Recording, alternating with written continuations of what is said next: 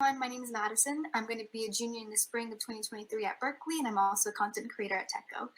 Today, I'm going to be interviewing Professor G and just asking him a few questions just about how he survived college and some of his experiences as a Latino student. Professor G has been a college counselor and professor for over 20 years in California. He's helped literally thousands of students. I'm going to answer just a few of my questions on how he survived college as a Latino student.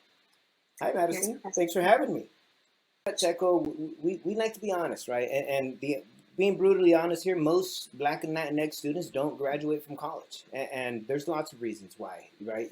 More than 50%. I think the statistics are showing now, closer to 70% of Black and Latinx students that start at a college, whether it's a community college or a four-year institution, less than half of them will make it through. And so here at Teco, we're here to solve that problem. And from my professional experience and from my personal experience, there's really just three major reasons why Latinos and African Americans either don't start or finish college. The first one that I found is our negative past experiences with education, right? I remember when I was in middle school and high school, man, the people there were ready to suspend me before encouraging me to go to college, right? And so, whether it was me and how I was growing up and the energy I was giving out, or whether it was them and their biases, didn't matter. Certain students are promoted to go to college, which is a very small percentage, about 15%. And the rest of the students, the 85% like me, we're told nothing. And so that was my experience. And so, those negative experiences, whether they be in middle school and high school, they deter a lot of us from even wanting to go to college. So half of us won't even go to college after graduating from high school. And the ones that do go to college, they're going to have over a 50% dropout rate altogether. And so as a young man, when I decided, like, hey, you know what, I got to do something with my life, I went to college, right? I signed up at a community college. Why? Because it was open access. And what that means is that they'll take anyone regardless of your past. And that right there was the number one reason I went, because I was not prepared in high school. And it wasn't my fault. It was the system was not preparing 85% of us, right? All of that, in addition to a lot of misinformation that students get about college and about the cost and about where you qualify to go to and what majors you should study. All of that, there's just a lot of lies, there's a lot of misinformation, and no one is telling you like the truth. You really have to advocate for yourself at times because there's a lot of misinformation, or there's not necessarily always the communication that you receive that you're looking for. And it's not especially clear. when you don't even know anything, coming from a high school where it didn't set you up for college, not knowing anything, and then jumping into community college where it can be a lot of misinformation. Exactly. So it can seem challenging at times. One of the what I share with my students in my classes, like when I went to college, the first thing they asked me is, "What is your major?" And I said, "What is my major? Like, the hell is that?" And and they're like, "Oh, what are you going to study?" And I'm like, "What am I going to study? What do you mean?" You get to choose now, I right? get to choose. I'm waiting for them to tell me, and they tell me, "You choose." Well, I don't know what to choose. They're like, "Well, what do you want to be when you finish college?" And this is exactly what I told my counselor. I said, "Look, where I come from, I know how to fight. I know how to sell drugs. I know, police, I see them all the time, right? I know what a doctor is because, once in a while you got to go get some stitches. So guess who does your stitches? The doctor, right? Nurse. I know what a nurse is. And I know what a teacher is. And that's it. Because where I grew up, those are the only professionals I've ever seen. Just so much information that I didn't know, being the first in my family to go to college, just not understanding the system not telling me exactly what my choices are or preparing me for those choices, right? All of that. And then the last thing that really gets people to drop is they call it resources, but it's money. It's money. Yeah. That money, right? When you're poor, like we were, man, any little problem costs us money. There is no money. And so college costs money. And people say, well, it's free. Technically, it can be free, meaning they pay your tuition, but you're still putting in 30, 40 hours a week and studying, right? That's hours that you're not going to work. Yeah. right, to pay the rent. Commuting too as well. Commuting, that's another hour, right? 2 hours in some Yeah. cases.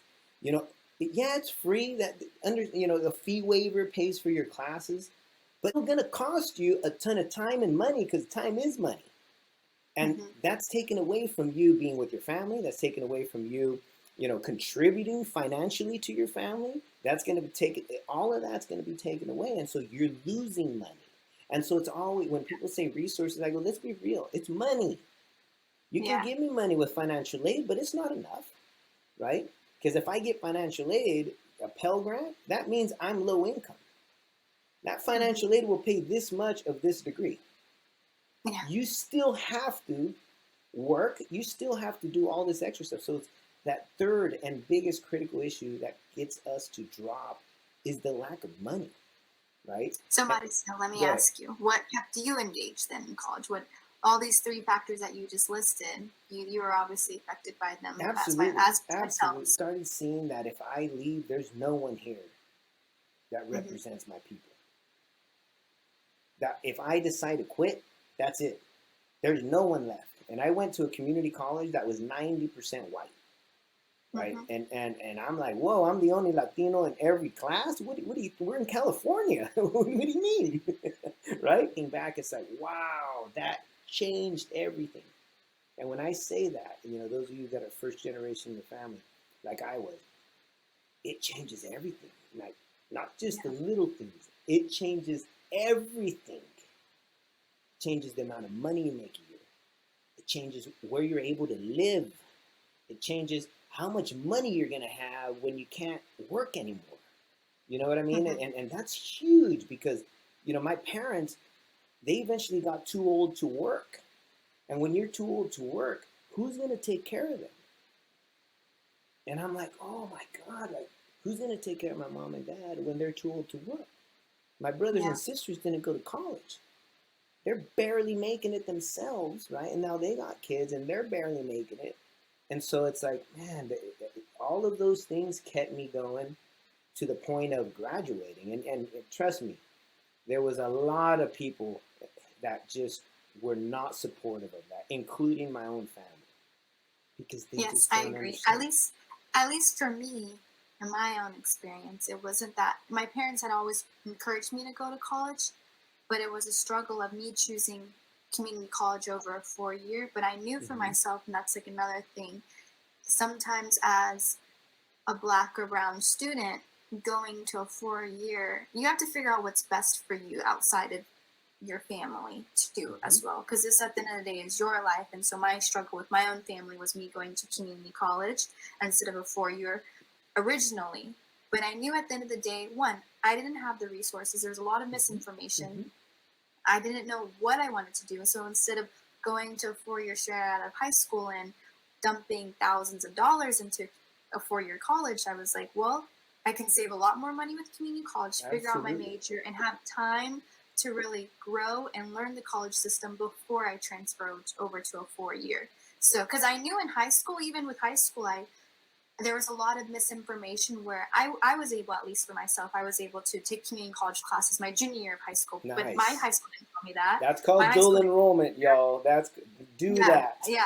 And no, my high school didn't tell me that. My best friend's mom, who was a vice principal at the time, she told me that I could Hmm. do community college classes. So high school And you within were a itself great student, is, right? In high school, you were a yeah, pretty good yeah. student, right? And I you're, was a pretty good student, hmm and they no nobody told me, and and hmm that's like the thing. That's one of the problems with the education system, in a sense of no one really comes to you. You have to that's right. advocate and communicate and figure it out yourself. Don't Hmm. the expectation that they're going to help you, lose it. Yeah. Some people will. Okay, don't get me wrong. There's great Not people at every every yes. college, right? There's great, but you got to find them. You have to Hmm. seek them out because they're not going to call you, right? Yeah, so a little bit at least about my engagement Hmm. is, like you said, is you have to, there's some people that won't and some people that will, and maybe you go through 5 or 6 counselors, but I finally met my one counselor Hmm. that I've been talking to for the last two And years who was that, if you don't mind me asking? really been helping me a lot. Do you know Abraham? Abraham? Yes, yes. Yes, he actually did a talk at my high school, and I was like, well, I'm going to Sac City College right now in high school when he did a talk. It's like, let me talk to him, and from there, 2 years of communication, we've been talking a lot, and he kind of helped me build out my plan. At the end of the day, just memorize the word engagement. It's your Mhm. responsibility to engage. And I'm telling you that as a Chicano, that guess what? If you don't engage, the college ain't going to engage you at all. With They'll you. just wait until you just disappear. That's the way the system is built. Engage include, joining a student club. I'm not going to Mhm. bullshit you. I was so uncomfortable at the college I went to because of the racial demographics and just no one trying to reach out or help that I luckily walk in, and I was about this a couple weeks from dropping out of college, I swear, my first semester. Mhm. And I knew I was smart enough. It's just like, man, this is too much, man. It's the social stuff here, dude. You just, it's not you. It's not real, Yeah. right? And so you're so uncomfortable that, I was walking through campus one day headed to a class, and quickly I saw like, whoa, another Latino. They handed me a flyer for a student club. And I Mhm. looked at the club and I'm like, oh, and it said new student club starting on campus, meeting, on this date. And it said Mecha, MECHA. And I'm like, oh, what the hell is this? And so I'm looking at it, and then underneath it had, some Spanish words, and it said Movimiento Estudiantil Chicano de Aslan. And I'm like, well, what is that? I don't know, but I was alone. So I'm like, okay, it's either be alone or show up to this meeting. So I had to engage.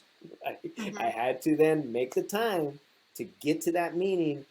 That meeting probably was the one that triggered me staying in school as long as I did, right? Toward bachelor's, community college, university, and then grad school and that kind of stuff. Because at first, when I walked into that room, it felt like, oh, God, thank you.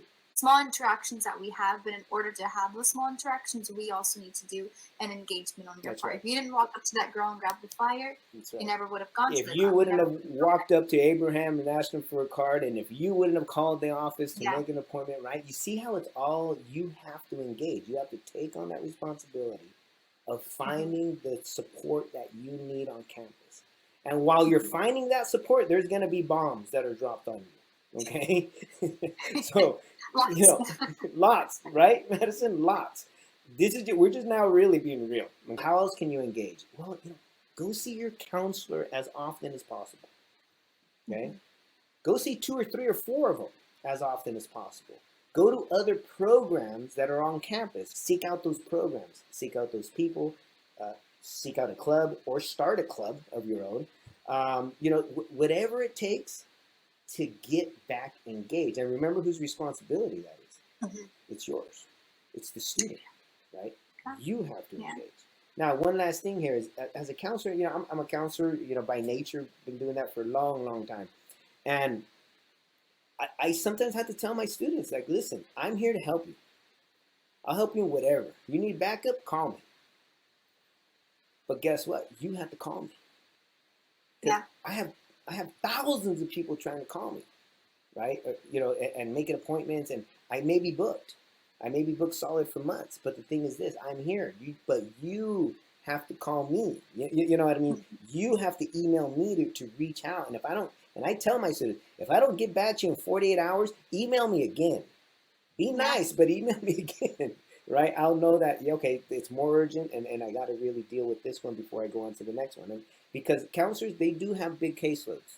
We do. Mhm. We had to say about 900 students to Yeah. one, But even if you don't want to, if you can't, I mean, not can't, but sometimes if counselor's not there right away to respond, there's also a lot of student ambassadors as well that you That's can right. reach out to. A That's lot of right. students, if you join those clubs, you can ask those students as well. Before we end this video, I just wanted to have 3 good takeaways from this video, which I think, at least for me, I can go me and then you, which I think is: one, you need to advocate for yourself.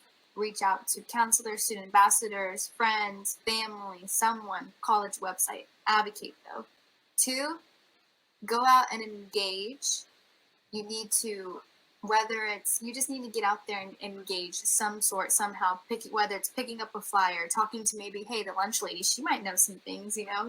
So go out there and engage. And then 3, at the end of the day, I think just remember that it's not as serious as it seems. Mhm. It is very serious, but it's not that serious as it seems, because at least you're taking the step to actually go to community college. So if you mess up, you make a mistake, remember at the end of the day, it's not that serious, and you can always repeat a class and you can always figure it out. So it's not that And serious. you know, I'm so glad you said it at the end there, because a lot of us, you know, when we screw up, we feel so bad about it that we won't try something again, right? And so, Mhm. you know, trust me, I've gotten so many F's in colleges, it's ridiculous. And I still made it through all the way.